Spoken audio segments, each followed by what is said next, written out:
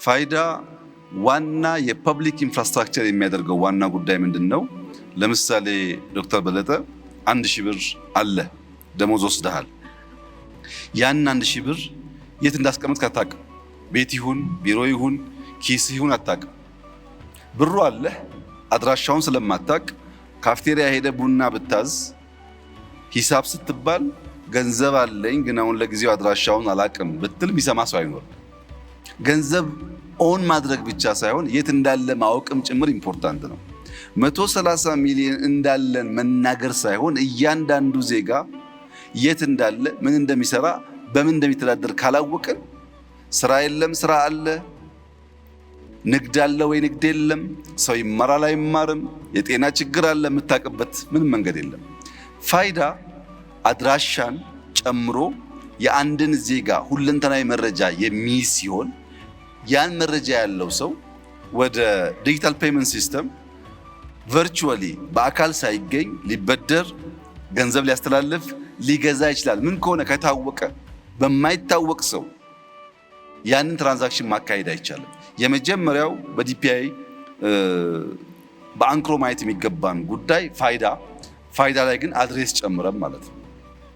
ሁለተኛው የፔመንት ሲስተም የፔመንት ሲስተሙ አሁን ያለው ቅድም የተነገረው ከካሽ ኢትዮጵያ ባለፉት 5 ዓመታት በአብዛኛው ካሽ ላይ ተንተራሰ የንግድ ስርዓታችን ወደ ዲጂታል ተቀይሯል። ይሄ ልክ እንደ ተራ ዜና እንደ ተራ ንግግር የሚታይ ጉዳይ አይደለም። ምክንያቱም ኢትዮጵያ በየዓመቱ ካሽ ለማሳተም በ100 ሚሊዮን ዶላር ታወጣለች። ምክንያቱም የኛ ካሽ ከታተመ በኋላ የአያያዝ ስርዓታችን ችግር ስላለበት እንደምታውቁት ቶሎ ያ ገንዘብ አውት ኦፍ ኦርደር ይሆናል። አዳዲስ ብሮች ካልታተሙ በስተቀረ በነበረን ካሽ መገበያየት አንችልም።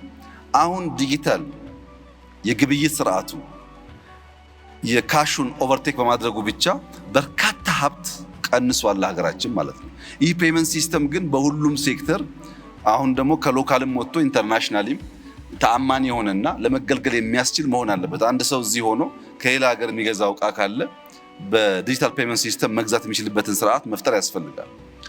ዘመን ገበያን እንደ ኤግዛምፕል ብንወስድ በየዓመቱ በሚመጡ በዓላት ከዚህ ቀደም የነበረው የበግ ዋጋ ወይ ሽንኩርት ዋጋ ወይም የሆነ ኮሞዲቲ ላይ ንግድ ስርዓቱ መሀል ላይ ባሉ ሰዎች ይፈጠር የነበረውን አነሰሰሪ የዋጋ ውድነት በከፍተኛ ደረጃ ቀንሷል። ፈላጊና ሻጭ በቀጥታ ያገናኛል። ዘመን ገበያን ብናስፋፋ በየቦታው ስቶሬጅ ቢኖረን 1 ሊትር ውሃ ከሚያወጣው ዋጋ በላይ እንዳይሸጥ ለመከላከል ያስችላል እና ዲጂታል ፔመንት ሁለተኛው ክሪቲካል ኢንፍራስትራክቸር ነው።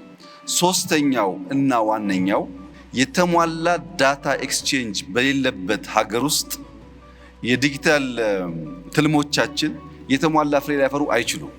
ባለፉት 5 ዓመታት ከሞላ ጎደል ሁሉም ተቋም ዌብሳይት አለው፣ ሂውማን ሪሶርስ ማኔጅመንት የሚያደርግበት ሲስተም አለው፣ አንዳንድ ሰርቪስ ፕሮቫይድ የሚያደርግበት ሲስተም አለው። ግን የኤክስ ሚኒስተር ሲስተም እና የዋይ ሚኒስተር ሲስተም አይናበቡም። እኔ ዲጂታል ፋይዳ እያለኝ ውጭ ጉዳይ ሄጄ የምገለገልበትን ሰርቪስ ገቢዎች ሄጄ ከምገለገልበት ጋር አንድ ስላልሆነ ዳታ ኤክስቼንጅ ስለሌለ በእያንዳንዱ ተቋም በእነሱ ፍላጎትና ስርዓት ልክ ነው የምገናኘው። ይሄ ደግሞ ቅድም ተባለው ሰው ሴንተር አይደለም። ሰው ሴንተር ነው ሲስተም የሚሰባሰበው የዳታ ኤክስቼንጅ ካለ ነው።